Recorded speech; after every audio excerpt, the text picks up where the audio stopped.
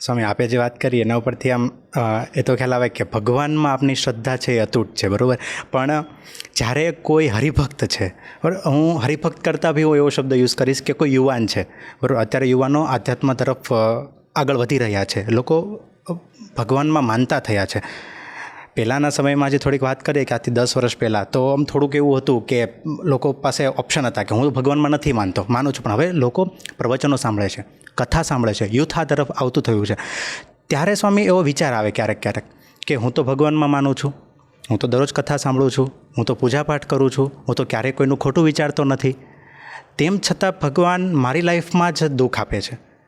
અને બીજાને સામે નજર સામે જોવે છે કે જે તો ભગવાનમાં માનતા નથી, દારૂ માંસનું સેવન કરે છે અને જલસા કરે છે, પાર્ટી કરે છે, અને એ લોકો તો ખુશખુશાલ રહે છે. તો જ્યારે કોઈ વ્યક્તિના મગજમાં આવા વિચારો આવે ત્યારે એને શું કરવું જોઈએ? આ બહુ કોમન ક્વેશ્ચન છે, સર્વસામાન્ય પ્રશ્ન છે, અને સહેજે થાય એવો જ છે, એમાં વ્યક્તિ ખોટી નથી.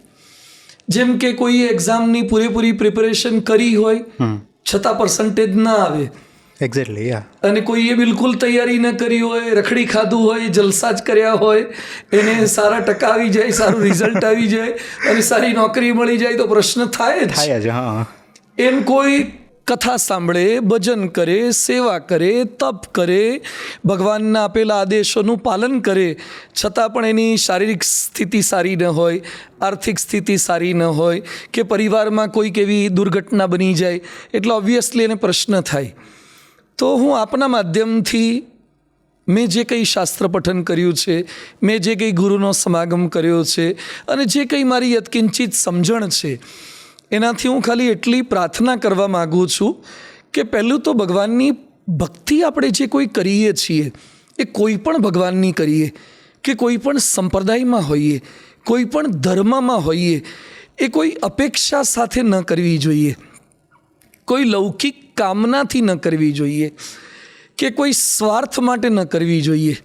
હું મારા જીવના કલ્યાણ માટે આ કરું છું, હું મારા આત્માના ઉદ્ધાર માટે કરું છું. હું મેડિકલ કોલેજમાં એન્ટર થઉં ને પછી અપેક્ષા રાખું કે મને અહીંયાથી તબલા સારા ન શીખવાડ્યા.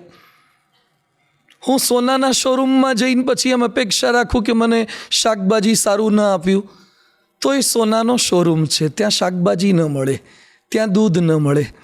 આ મેડિકલ કોલેજ છે, ત્યાં તમને મેડિસિનનું સારું શીખવાડે, બીજું તમને તબલા કે હાર્મોનિયમ કે સ્પોર્ટ્સ ત્યાં ન શીખવાડે. એમાં ધર્મનું દ્વાર છે, આ ભક્તિનું દ્વાર છે. તો અહીંયા તમારામાં ધર્મ, ભક્તિ, સમજણ કેમ આવે એ તમને શીખવા મળશે. પણ તમે પછી અપેક્ષા રાખો તો શરીર સારું રહે એના માટે તમારે પોતે ધ્યાન રાખવાનું છે, અથવા તો કંઈક બગડે તો હોસ્પિટલ છે, પરિવારમાં કંઈક પ્રશ્ન આવે તો સગા સ્નેહી છે, સમજણ છે, આર્થિક કંઈ તકલીફ થાય તો એના માટે પણ બીજી બધી કંઈક વ્યવસ્થાઓ છે. તો માણસ ઘણીવાર શું કરે છે કે પોતાની ભૂલ અને ફળનો દોષ ભગવાનને માથે આપી દે છે. હું ભક્તિ કરું એટલે એનો અર્થ એવો નથી કે હું કંઈ પણ ખોટું કરું તો પણ ભગવાન મારી હંમેશા રક્ષા જ કરે. હું ભગવાનની સેવા પૂજા કરું, હેલ્મેટ પહેર્યા વગર ગાડી ચલાવું અને પછી એક્સિડન્ટ થઈને પછી એમ કહું કે ભગવાને મારી રક્ષા કેમ ન કરી.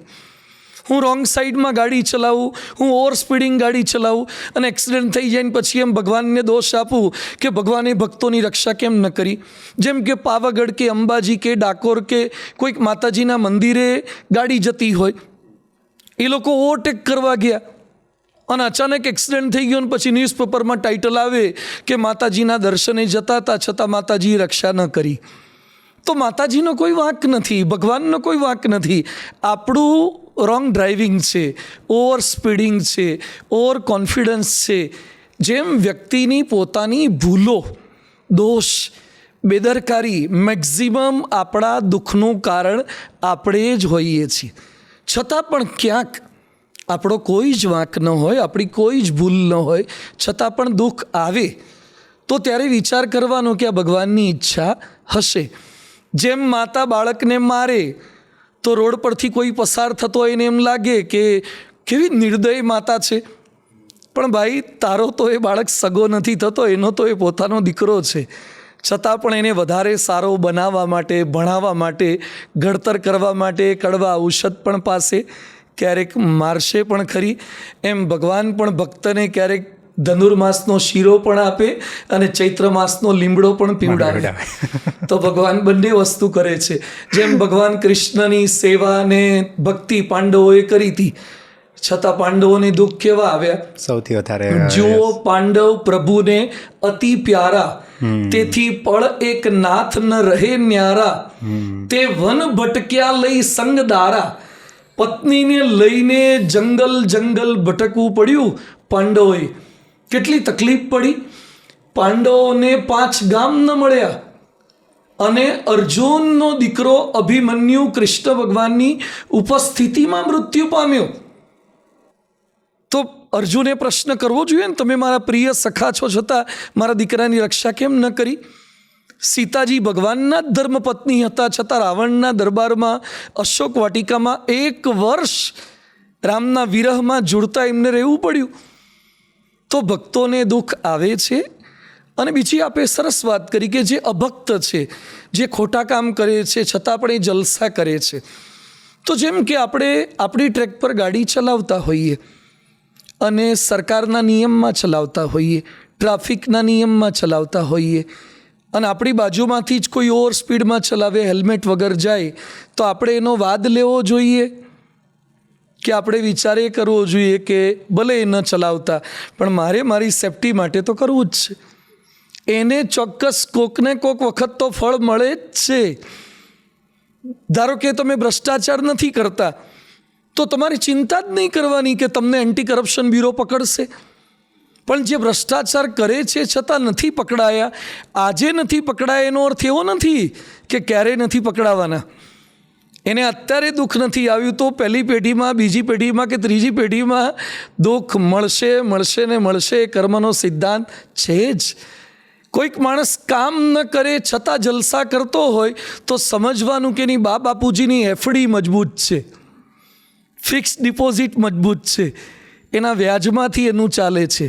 એમ કોઈ અત્યારે સારા કર્મ ન કરે છતાં જલસા કરતા હોય તો સમજવાનું કે એના પૂર્વકર્મના સુકૃતનું બેલેન્સ જાજુ એની પાસે જ છે. એ જેવું પૂરું થશે અને આ જન્મના દુષ્કૃત્યનું ફળ મળવાનું શરૂ થઈ જ જશે. એટલે કોઈ ક્યારે એવું ન બોલી શકે કે હું ખોટું કરું છું. જેમ કે કોઈ બીડી પીવે, ગુટખા ખાય, સિગરેટ પીવે, દારૂ પીવે, છતાં એમ કે મને ક્યાં કેન્સર થાય છે? ભાઈ, તારી ઇમ્યુનિટી જ્યાં સુધી સારી છે ત્યાં સુધી શરીર ટોલરેટ કરશે અને પછી ઇમ્યુનિટી પૂરી થશે એટલે રોગ થશે ને થશે જ, અને થવાની પૂરેપૂરી શક્યતા છે. તો ભગવાનની જે ભક્તિ કરે છે એણે ક્યારેય પણ અભક્ત સામે જોઈને, એવા દુષ્ટ સામે જોઈને, એ લોકોએ નિયમ નથી પાડતા છતાં જલસા કરે છે તો આપણે પણ બધું બંધ કરી દેવું જોઈએ. એવું ન કરવું જોઈએ. હું સારું કરું છું એનું ફળ મને આજે નહીં તો કાલે ચોક્કસ મળશે. એ ખોટું કરે છે એનું ફળ પણ આજે નહીં તો કાલે ચોક્કસ એને મળશે જ. એ કર્મનો સિદ્ધાંત છે. જૈસી કરની વૈસી ભરની, જો બોએગા વહી પાએગા, તેરા કિયા આગે આએગા. એ ચોક્કસ ફળ મળે જ છે.